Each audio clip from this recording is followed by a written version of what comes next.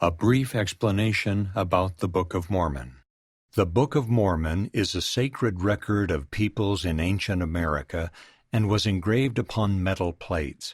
Sources from which this record was compiled include the following.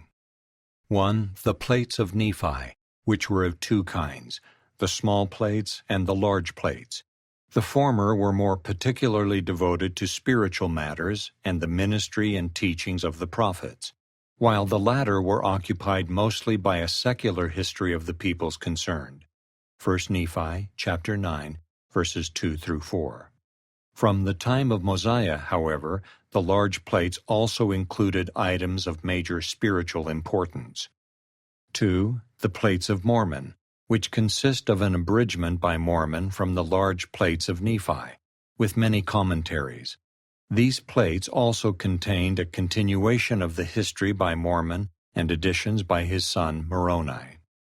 3. The plates of Ether, which present a history of the Jaredites. This record was abridged by Moroni, who inserted comments of his own and incorporated the record with the general history under the title Book of Ether. 4. The plates of brass, brought by the people of Lehi from Jerusalem in 600 B.C.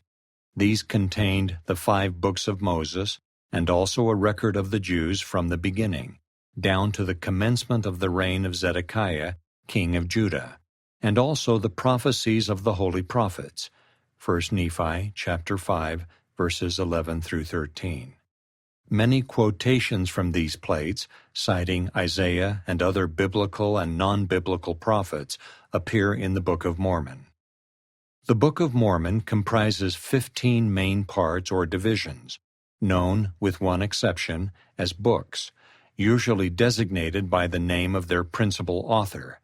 The first portion, the first 6 books, ending with Omni, is a translation from the small plates of Nephi.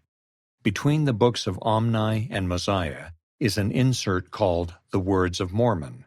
This insert connects the record engraved on the small plates with Mormon's abridgment of the large plates. The longest portion, from Mosiah through Mormon chapter 7, is a translation of Mormon's abridgment of the large plates of Nephi. The concluding portion, from Mormon chapter 8 to the end of the volume, was engraved by Mormon's son Moroni, who, after finishing the record of his father's life, made an abridgment of the Jaredite record as the Book of Ether, and later added the parts known as the Book of Moroni. In or about the year A.D. 421, Moroni, the last of the Nephite prophet historians, sealed the sacred record and hid it up unto the Lord, to be brought forth in the latter days, as predicted by the voice of God through his ancient prophets. In A.D. 1823, this same Moroni, then a resurrected personage, visited the prophet Joseph Smith and subsequently delivered the engraved plates to him. About this edition.